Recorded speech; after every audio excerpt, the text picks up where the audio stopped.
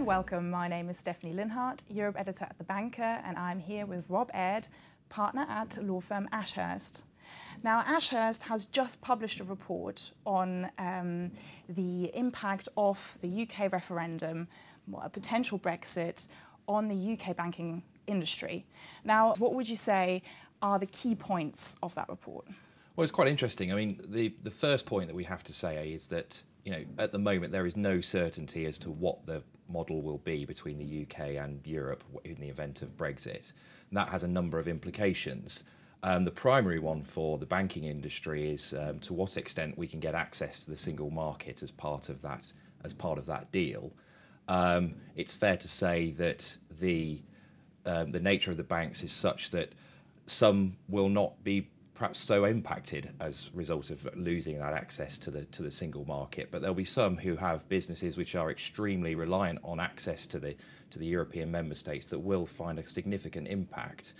And this is as a result of them losing their passporting rights through the various European directives, allowing them to cross borders and sell services and products into those member states. And that's probably the key thing that we're focusing on in terms of how that will impact our clients in the banking industry. Okay, access to markets is obviously not just raising funds on the market, but also... That's completely right, yes. I mean, the Capital Markets Union is one aspect of it, but there are things like being able to sell securities, derivatives, and also the actual ability to provide sort of the banking services that we take for granted, like providing deposits, lending services and things like that, where that access to the markets could well be at the very least could be temporarily suspended. The reason for that is assuming we don't remain a member of the EEA, which for various reasons we don't think is actually going to be what happens here, because it doesn't really fulfil the political requirements of a Brexit vote. It would see the UK becoming a third country for a lot of these directives, and the ability for us to be able to provide services in the union will depend on us being able to obtain effectively a decision of equivalence that our legislation is the same as, or at least provides no lesser standards of protection for investors as it does in Europe.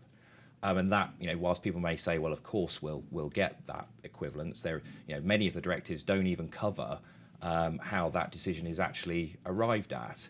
It is effectively a political decision ultimately, which in many respects the European Commission has the final right of say on. So could, as I say, if that decision is not forthcoming in a very short period, and I think most commentators expect there to be some delay between a Brexit vote and us actually agreeing a deal with the European Union, that could have a relatively significant impact on the way people do business. You mentioned something important there as well. Investors in Europe, we've got a big bond market, so on and so forth. Now, the English way of dealing with bankruptcies is actually a very, very important one within Europe. The UK scheme of arrangement is widely used. Could that also be affected?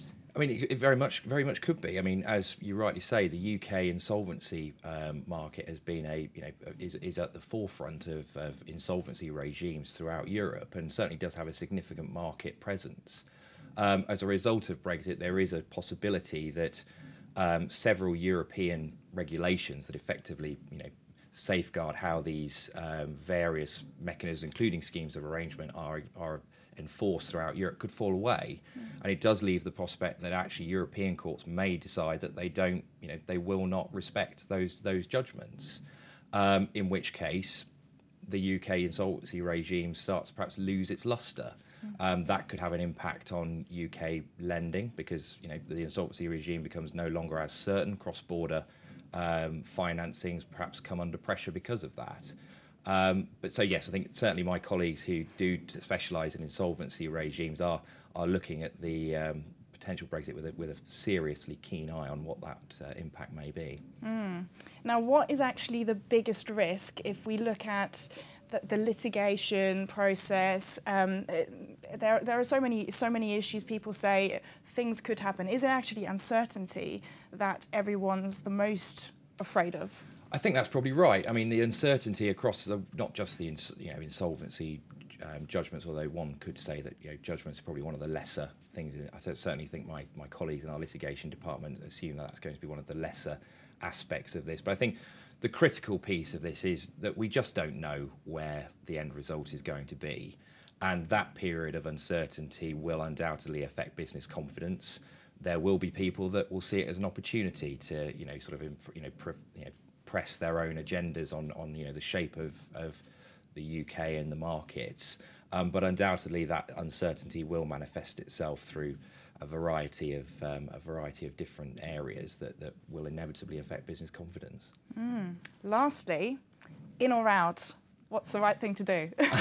That's a very, very difficult question to answer. My personal view, and not that of my firm, is that we remain in, because it's better the devil you know than the devil you don't. And I think we do have an opportunity to at least shape the European regulation and the European frameworks from within rather than being from without.